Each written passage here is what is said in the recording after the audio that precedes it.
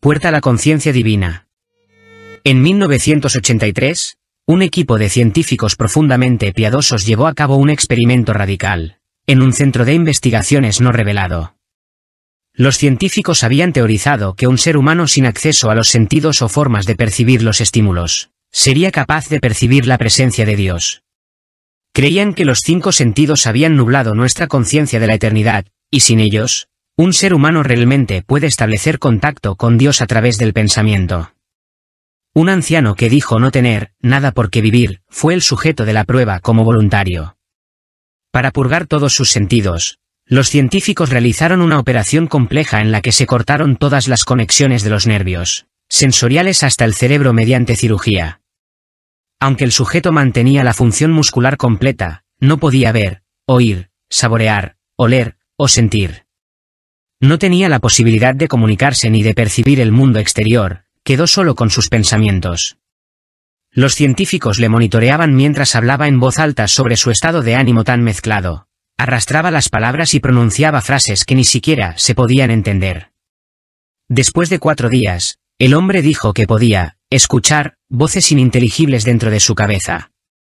Suponiendo que se trataba del inicio de la psicosis, los científicos prestaron poca atención a las preocupaciones del hombre. 2 días después, el hombre gritó que podía escuchar a su esposa muerta hablar con él, y aún más, podía comunicarse de nuevo. Los científicos estaban intrigados, pero no estaban convencidos hasta que el sujeto comenzó a nombrar los parientes muertos de los científicos. Repitió la información personal de los científicos que solo sus cónyuges y los padres muertos habrían sabido. En este punto, una parte considerable de los científicos abandonaron el estudio. Después de una semana de conversar con las personas fallecidas a través de sus pensamientos, el tema se convirtió en angustia, diciendo que las voces eran abrumadoras. En cada momento, su conciencia fue bombardeada por cientos de voces que se negaban a dejarlo solo. Con frecuencia se lanzaba contra la pared, tratando de provocar una respuesta al dolor. Le rogó a los científicos por sedantes, para poder escapar de las voces y dormir. Esta táctica funcionó durante 3 días, hasta que comenzó a tener graves pesadillas. En repetidas ocasiones dijo que él podía ver y oír a los muertos en sus sueños. Solo un día después, el sujeto comenzó a gritar y a desgarrar sus ojos no funcionales, con la esperanza de sentir algo en el mundo físico. El sujeto histérico ahora decía que las voces de los muertos eran ensordecedoras y hostiles, hablando del infierno y el fin del mundo. En un momento dado, le gritaron, no hay cielo, no hay perdón, por 5 horas seguidas. Continuamente rogó que lo matasen, pero los científicos estaban convencidos de que él estaba a punto de establecer contacto con Dios. Después de otro día, ya no podía formar frases coherentes. Al parecer loco, empezó a morder pedazos de carne de su brazo. Los científicos se precipitaron en la cámara de prueba y le contuvieron en una mesa para que no pudiera quitarse la vida. Después de unas horas de estar atado, el sujeto detuvo su lucha y cesó los gritos. Se quedó mirando al techo en silencio mientras las lágrimas cruzaban su rostro. Durante 2 semanas tuvo que ser rehidratado manualmente debido al llanto constante. Con el tiempo, volvió la cabeza y, a pesar de su ceguera, se puso en contacto con los ojos enfocados a un científico por primera vez en el estudio. Le susurró, he hablado con Dios, y Él nos ha abandonado, mientras sus signos vitales desaparecían. No hubo causa aparente de la muerte. Mi esposa entró a la iglesia y encontró a Dios. Desde que participó en la iglesia hace una semana, mi esposa empezó a comportarse de manera extraña. Me comentó que daría una plática para incentivar a las mujeres a revivir el tradicional espíritu del hogar cristiano. A mí me parecían un montón de tonterías religiosas, aunque me mantuve al margen respetando su nueva creencia. No quería involucrarme en esa farsa, pero la apoyaría en la medida de lo posible. Fruncí el ceño cuando trajeron un cultivador agrícola de varios miles de pesos hace unos días. Su excusa fue que quería cultivar flores hermosas y vegetales para estar en contacto con la creación de Dios. Al final me convenció de que era un buen pasatiempo y lo dejé pasar. Pero, le advertí que debía hacer horas extras para cubrir la deuda del aparato. Se obsesionó tanto con la parcela que la regaba mañana, tarde y noche. Una y otra vez la veías cargando sacos de cal y composta. Cuando la vi mezclando estos materiales, le comenté que tal vez era demasiada calorías. Respondió que debía eliminar algunas impurezas de la tierra y la cal se encargaría de eso. Me encogí de hombros. De todas formas, ni siquiera sabía mucho sobre jardinería. La dejé seguir con sus cosas. ¿Quieres que te prepare un trago?, preguntó mientras se limpiaba el sudor de la frente. Ah, claro, amor, me encantaría. Respondí. La escuché entonar sus cantos cristianos en la cocina mientras vertía el whisky sobre el hielo y agitaba el contenido. Me trajo un Old Fashioned y me regaló un beso en la frente. ¿No te tomas uno?, pregunté mientras le daba el primer sorbo. No puedo, no me está permitido. Simplemente se sentó frente a mí, observándome mientras acababa la bebida. Dejó que divagara sobre los problemas en el trabajo y las renovaciones que me gustaría hacer en la casa. Empecé a sentirme mareado mientras masticaba la cereza. Todo comenzó a dar vueltas y mi visión se hizo borrosa. Carla, ¿qué le pusiste a la bebida? Intenté levantarme de la silla, pero caí de bruces. Mi esposa ni siquiera se dignó a responder, solo se paró frente a mí y entonó esos malditos cánticos, que en medio de aquel sopor sonaban mucho más siniestros. Me arrastré casi 1 metro hasta que perdí el conocimiento. Una cosa pesada y húmeda me golpeó el rostro, abrí los ojos e intenté moverme. Era imposible. Cada una de mis extremidades se sentían increíblemente pesadas. Al girar la cabeza a un costado, me horroricé al darme cuenta que estaba sepultado hasta el cuello en el medio del jardín. Carla. Carla, ¿qué estás haciendo?, murmuré mientras intentaba salir de mi letargo. Regresa a la tierra para expiar tus pecados. Viniste del polvo y al polvo volverás, cantaba mi esposa. Carla, por favor. Yo te amo, le rogué mientras mi voz se ahogaba en llanto. Ahora soy una nueva criatura, renacida a imagen de Cristo. No puedo compartir el yugo matrimonial con alguien que no cree. La iglesia me asignó un nuevo esposo, respondió con total frialdad. Continué suplicando, pero todo era en vano. La escuché entonar los cánticos cristianos mientras la tierra entraba por mi nariz y boca silenciando los gritos. El humano es egoísta por naturaleza. Se conoce como apoptosis a la muerte celular programada.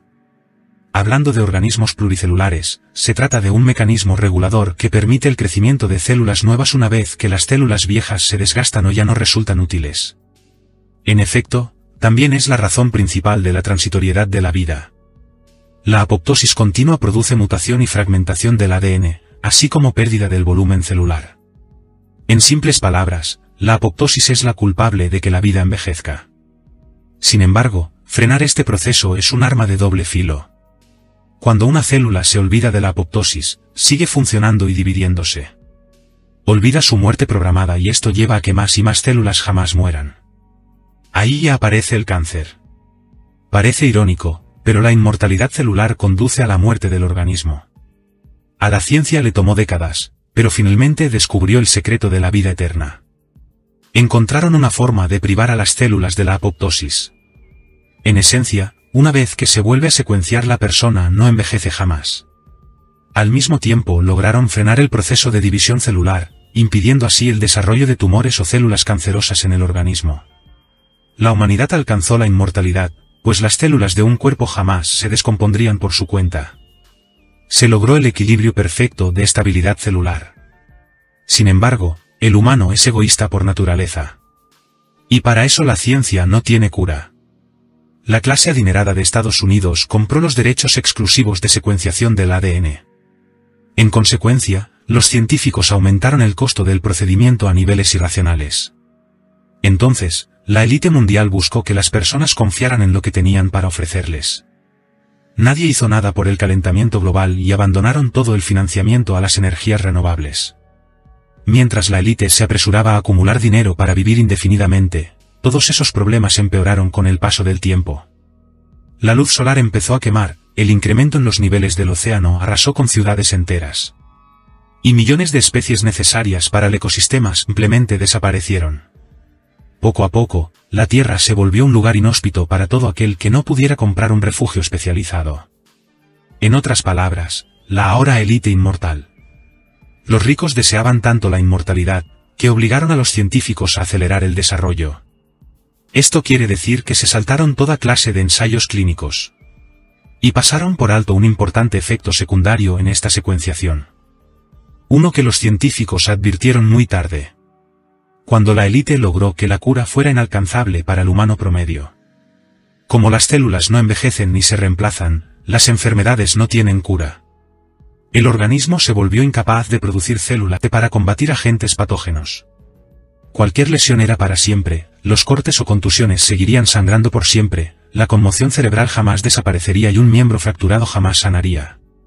Cansados de que los ignoraran durante años, el grupo de científicos descubrió esto mientras realizaba ensayos en ratas. Y al observar el mundo hecho pedazos, finalmente sonrieron. En el mundo real no existe el karma natural. Hay que hacer todo lo posible para que se aplique. Los ricos vivirían por siempre en un mundo lleno de muerte y hambre. Jamás sanarían y sufrirían hasta el fin. No encontraron una cura para la codicia, pero recurrieron a la justicia. El día que los gusanos invadieron el mundo. Al comienzo eran diminutos y la mayoría no representaba amenaza alguna. Recuerdo que los más grandes tenían el tamaño aproximado de un dedo meñique. Inusualmente regordetes como para considerarlos lombrices de tierra, pero presa fácil para cualquier roedor. Sin embargo, en el transcurso de las semanas empezaron a surgir rumores de gusanos mucho más grandes. En las noticias no se hablaba de otra cosa que no fueran los gusanos que emergían de la tierra cuando llovía. En nuestro caso, la situación se puso tensa cuando las mascotas de los vecinos empezaron a desaparecer. Y después, niños. Estos gusanos eran mucho más rápidos de lo que supondría cualquier biólogo. Con mis propios ojos atestigué cuando uno del tamaño de un gran danés derribó al señor Sánchez. Parecía un pedazo de cable de un puente colgante constituido de carne pálida y viscosa. Puro músculo. Este gusano siguió a Sánchez por toda la calle hasta que lo atrapó e inmediatamente empezó a constreñirlo. Fui hasta la camioneta por mi escopeta, a sabiendas de que no podría hacer nada por el pobre viejo. Estos gusanos excretaban una sustancia cáustica, un líquido viscoso que dejaba pequeños rastros por donde quiera que se arrastraban. La producción de esta cosa química se hacía particularmente intensa cuando se alimentaban. Escurría por sus cuerpos blandos como sudor y disolvía todo lo que tocaba. El primer disparo lo utilicé para aliviar el sufrimiento del viejo Sánchez. Las siguientes rondas fueron directo al gusano. Matarlos no era cosa sencilla e incluso después de hacerlo pedazos, con la motosierra terminé los trozos que aún se retorcían. Después lo quemé todo en una hoguera en la parte posterior de mi casa. Siempre supuse que el mundo terminaría de alguna forma horrible. Nunca imaginé que con gusanos y mucho menos que estaría aquí para verlo. La parte positiva es que estábamos preparados para hacerles frente. Antes de irnos a la cabaña en las montañas, la última noticia que vimos era de Nueva York. Un gusano se había enredado en la Estatua de la Libertad, uno tan grande que podía envolverla 2 veces. A medida que el gusano secretaba sus jugos corrosivos, la icónica estructura de cobre quedó reducida a un torrente de líquido verde. Cuando llegamos a la cabaña dejamos de ver la televisión y escuchar la radio. Aquí, la mayor parte del tiempo transcurre con tranquilidad. Pero, ayer tuve que aniquilar a uno de esos malditos gusanos. Apareció en el patio trasero y tenía el tamaño de un automóvil sedán. El clima nos juega en contra y parece que lloverá mucho en los próximos días. Con suministros y municiones estamos a tope, pero nada de eso importará si aparecen demasiados. O si uno de los grandes desciende por la montaña como una avalancha de carne.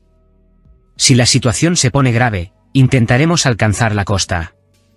Con suerte encontraremos un bote y en el agua no habrá nada. Por supuesto, la cabaña tiene un sótano fortificado, pero también está bajo tierra. Si bajas y escuchas con atención, ocasionalmente puedes percibir algo moviéndose en la tierra. Una maldición de muerte. Nací con un número, 14280786. Y no creas que me lo otorgó un chamán o bruja consultada por mis padres. Te hablo de una cicatriz roja en mi brazo izquierdo que impresiona a todo aquel que la ve. Especialmente cuando cambia. En efecto, vine a este mundo con un maldito temporizador que disminuye con cada minuto que vivo. ¿Sabes a cuánto tiempo corresponde esa cantidad de minutos? 27 años, 2 meses, 19 días, 13 horas y 46 minutos. Mamá hizo que lo tapara y, siendo sinceros, nadie lo entendía al principio. Era el secreto de la familia y tenía estrictamente prohibido mostrarlo a cualquiera. Creo que mi abuela fue la primera en deducirlo, pues en cuanto lo vio murmuró una maldición de muerte. Y me ordenó que nunca más le preguntara sobre el tema. ¿Qué harías si supieras la fecha exacta de tu muerte, aunque no la forma en que sucederá? Es imposible que algo de esta naturaleza no influya sobre cada maldito aspecto de tu vida. ¿Para qué esforzarme con los estudios? Jamás podría tener una carrera. Nunca sería normal. ¿Por qué tener una novia o un hijo si no podría envejecer junto a ellos? A medida que pasaba el tiempo me aislé cada vez más de las personas. Aunque experimenté aventuras de una sola noche, supongo que esa marca en mi brazo me impedía ir más allá. Me alejé de todos, incluso de mamá. Eventualmente llegó el día. Tenía que tomar algunas decisiones. ¿Debía alcoholizarme hasta perder la conciencia y esperar a que sucediera mientras dormía? La verdad es que no quería terminar como uno de esos cadáveres que encuentran tras varios meses. Por eso es que salí a caminar por zonas muy concurridas. Muy en el fondo esperaba que alguien pudiera salvarme. Y pese a todo el tiempo que tuve para prepararme, estaba aterrado. No quería morir. Con 10 minutos en el contador empecé la caminata. Diseñé mi ruta a conciencia, específicamente para evitar cualquier cruce. Al final, todo esto me condujo a él. Quedaban 3 minutos cuando se interpuso en mi camino exigiendo dinero. ¿Qué dinero? ¿Acaso no lo gastarías todo si estuvieras a punto de morir? Los nervios empezaron a agitarlo y sacó un arma. Al menos ahora sabía cómo terminaría mi vida. Cuando quedaban 2 minutos empecé a suplicarle que no me matara, pero el sujeto ni siquiera escuchaba. Intentó intimidarme todavía más apoyando el dedo sobre el gatillo. Bastaba la simple contracción de un nervio para acabar con mi vida. Con 1 minuto en el contador, pensé en lo injusta que había sido mi vida. Quería vivir con todas mis fuerzas. Por eso, salté de golpe sobre el asaltante y peleé para quitarle el arma. Lo sé, era algo estúpido, pero tenía que intentarlo. En ese momento el arma se disparó. Un torrente de líquido rojo escurrió por mi brazo izquierdo y el ladrón se desplomó. La sangre borboteaba de su boca mientras intentaba respirar una última vez. Nunca fue mi intención quitarle la vida. Me congelé mientras observaba su cadáver y el charco de sangre sobre el que yacía. Me llevó demasiado percatarme de todo el tiempo que había transcurrido. Limpié la sangre de mi brazo para comprobar. El número no había llegado a ceros. Ahora indicaba 170,012. 3 meses, 26 días, 2 horas y 12 minutos.